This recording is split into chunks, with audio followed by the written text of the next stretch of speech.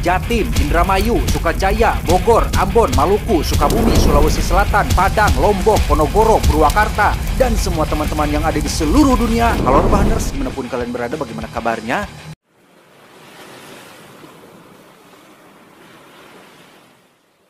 Cerita diawali dengan menggambarkan situasi masa lalu ketika sebuah bencana gempa bumi berkekuatan 7,2 skala Richter mengguncang negara Haiti, di mana konon ibu kota negara tersebut porak-poranda dalam 1 menit saja dan setidaknya 200.000 Jawa melayang serta menyisakan luka mendalam bagi sejumlah angka yang sama dari kalangan anak di bawah umur yang orang tua mereka menjadi salah satu korbannya. Within seconds, a cloud of dust covered the city. Dan inilah Reclaim. Singkat waktu, 7 tahun pun berlalu, sebuah situs adopsi penyelamatan internasional merilis data anak-anak yatim piatu yang diantaranya merupakan gadis kecil malang yang kedua orang tuanya tewas dalam bencana. Dia bernama Nina, dan situs ini memasang biaya $60.000 bagi siapapun yang berminat untuk mengasuhnya. Beralih ke Puerto Rico, lebih tepatnya sebuah kota tempat kantor organisasi itu berada. Di sisi lain, kita diperlihatkan pada sepasang suami istri yaitu Stephen dan Shannon. Mereka jauh-jauh datang dari Cicahem hanya demi mendapatkan hak adopsi atas Nina. Dan hari ini merupakan jadwal di mana hak tersebut akan segera diberikan setelah mereka menyelesaikan proses administrasi. Mengingat paspor atas nama Nina yang baru akan diterbitkan seminggu lagi, maka Gabriela atau sang pengelola organisasi pun meminta supaya mereka bersabar sambil menikmati sebuah fasilitas hotel pinggir pantai yang telah disediakan. Smile. Panorama siang hari yang indah cukup sayang jika dilewatkan begitu saja. Karena itu, Stephen pun langsung mengajak keluarganya pergi jalan-jalan ke pantai, di mana secara tak sengaja mereka berjumpa dengan pengunjung lain bernama Ben yang mengaku sedang dalam kunjungan perusahaan, dan ternyata penginapan mereka berdampingan. You on vacation or? Oh, great. Neighbors. It's our neighbor. Yeah. Esoknya Ben kembali bertemu keluarga Stephen sambil memperkenalkan dua rekannya yaitu Paula dan Salo. Ini orangnya, sekilas mereka terlihat biasa saja. Namun perlahan-lahan Stephen mulai merasakan ada hal aneh dengan mereka. Meski di sisi lain, ia harus tetap tinggal di sana hingga pasportnya keluar yang menurut Gabriela masih harus menunggu beberapa hari lagi. Hi, Stephen. Oh, hey, Gabrielle. How's Nina? Okay, catch up Monday. Okay, thanks. Bye. Alhasil, Stephen harus bisa melewati hari-hari bersama Shannon dan Nina layaknya sebuah keluarga, dan seolah-olah tak ada beban kecemasan di pikirannya, walaupun pada akhirnya ia sendiri merasa bosan dan memilih untuk pergi jalan-jalan malam ke sebuah bar. Dari sini maka terungkaplah bahwa yang melatar belakangi keputusan Stephen mengadopsi Nina adalah berawal dari kenyataan tragis di masa lalu, di mana sebuah insiden kecelakaan yang mereka alami telah membuat Shannon keguguran, bahkan divonis dokter tidak akan bisa punya anak lagi. Itulah alasan kenapa Stephen nampak begitu khawatir jika dalam proses adopsi ini malah menemukan masalah yang tidak diharapkan.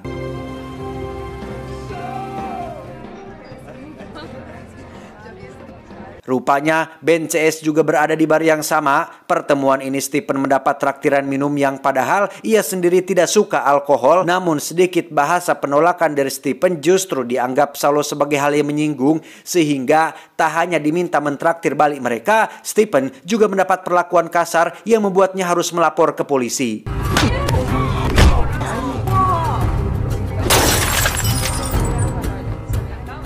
Setelah mendapatkan respon baik dari petugas kepolisian setempat, sebut saja Pak Louis, maka malam itu Stephen dan Shannon pun beristirahat dengan tenang. Namun ketika bangun pagi-pagi, mereka tiba-tiba dikejutkan dengan Nina yang ternyata sudah menghilang dari tempat tidurnya. Kepanikan membuat Shannon sempat membentak resepsionis hotel, sehingga Pak Louis pun didatangkan sebagai pihak ketiga yang berperan untuk mengamankan situasi. Meski yang terjadi justru semakin panik setelah Stephen dan Shannon mengetahui jikalau situs adopsi dimaksud sudah tidak bisa diakses lagi. Someone has to notice a little girl all alone. Mengingat bahwa Stephen dan Shannon berstatus sebagai turis asing, jadi tak banyak yang dapat dilakukan petugas kepolisian lokal kecuali hanya seala kadarnya saja. Yang atas hal itu, maka keduanya pun terpaksa turun ke jalan untuk mencari keberadaan Nina dengan menyebarkan fotonya. Walked out on us, could she? Di sisi lain, Stephen yang sangat butuh kepastian lantas memilih menanyakan langsung kepada Gabriela di kantornya. Akan tetapi, kantor tersebut kini sudah terlihat sepi tanpa penghuni, dan hal itu diperkuat lagi dengan keterangan Pak Louis kepada Shannon bahwa sebenarnya mereka telah terjebak modus penipuan berkedok sebuah agensi sosial di mana pelaku menjadikan para yatim piatu sebagai umpan dan mengklaim kembali mereka demi mengeruk uang korban sebanyak-banyaknya. Very hard to track. It's This all over website Asia had now. Sebuah pukulan telak untuk Stephen yang ternyata diam-diam telah mentransfer uang tambahan kepada Gabriela untuk melancarkan prosesnya. Jadi total yang dikirimkan sebanyak $100.000, jumlah yang cukup membuat Shannon merasa sangat kecewa karena Stephen mengambil keputusan itu tanpa sepengetahuannya. Another 30. Terlepas dari niat baik Stephen yang mungkin sudah begitu terobsesi untuk menghadiahi sang istrinya, rupanya di sini terbukti bahwa sebagai bagian dari ras manusia terkuat di bumi, Shannon tetap tak terima ketika Steve melakukan kesalahan yang seolah tak menghargainya. We're never gonna see her again. Of course it does. Yes. Dan ya, sebuah kabar baik justru datang dari Paula, di mana ia mengaku telah menemukan Nina dan meminta agar saat itu juga Stephen dan Shannon ikut untuk menjemputnya. Fucking word, I'm gonna blow your head off, okay?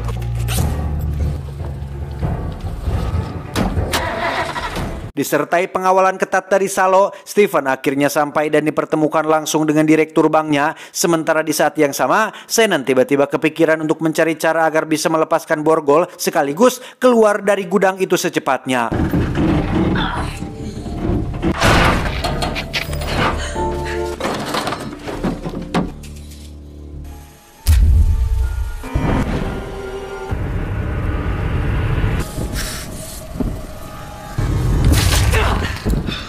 Kembali ke Stephen yang kini sudah mendapatkan semua uangnya secara tunai dan pastinya terus diawasi oleh Salo yang masih dalam posisi menjaga jarak agar tidak dicurigai publik. Namun tanpa disangka-sangka, posisi tersebut justru dimanfaatkan Stephen untuk melarikan diri dan aksi kejar-kejaran pun terjadi.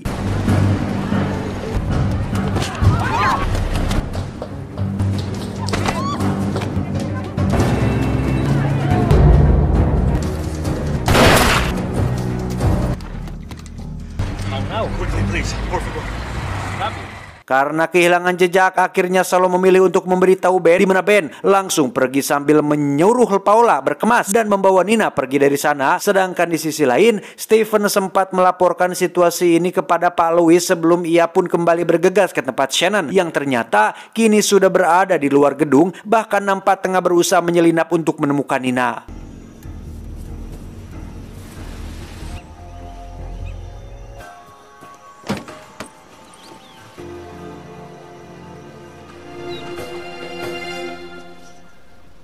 Kedatangan Stephen langsung disambut oleh Paula dengan todongan senjata. Beruntung ia masih bisa sedikit tenang dan menjadikan ketidakhadiran Ben di sana sebuah kesempatan untuk berpura-pura akan memberikan uangnya. Padahal itu hanyalah trik untuk mengulur waktu hingga akhirnya Shannon pun datang untuk membantu.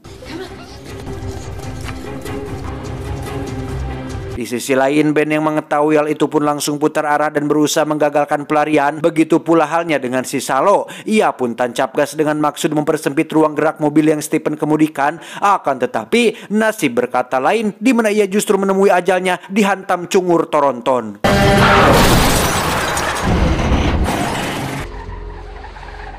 Aksi kejar-kejaran pun terus bergulir. Beruntung sejauh ini Stephen masih bisa menjaga konsentrasi meskipun harus menempuh jalur tanah yang berkelok. Bahkan ketika Ben hendak menghentikannya dengan tembakan, selain berhasil menghindar, alih-alih Stephen juga mampu membuat Ben kehilangan kendali.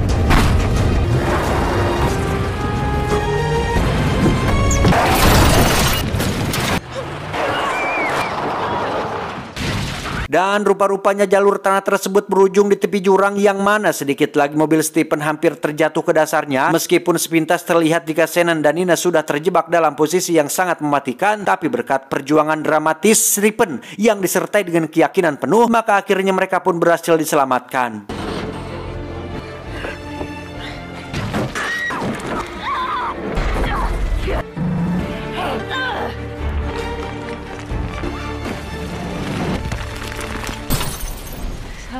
Tak lama Pak Luis pun tiba di TKP dan lantas membawa mereka dengan mobil dinasnya. Namun sungguh naas, di tengah perjalanan tiba-tiba datang sebuah gangguan dari bebenguk si Ben yang ternyata masih hidup.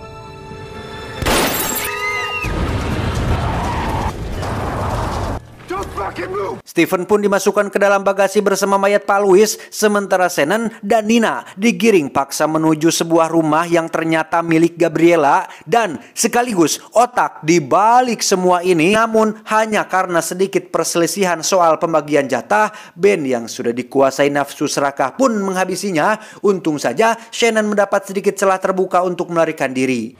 Angie, Shannon. Vite. 50% of 50 grand. Or Ben tak membiarkan Shannon lolos begitu saja, sehingga dalam kondisi fisik yang sudah tak berdaya, Shannon pun akhirnya menyerah di balik todongan pistol Ben yang ketika ia hendak mengeksekusinya, tiba-tiba sebuah reaksi ketakutan diperlihatkan Nina yang sempat melindungi diri dengan pistol Ben sebelum akhirnya ia sendiri pun bisa meyakinkan bahwa Stephen dan Shannon benar-benar orang baik dan memang punya niat yang sangat tulus untuk merawatnya.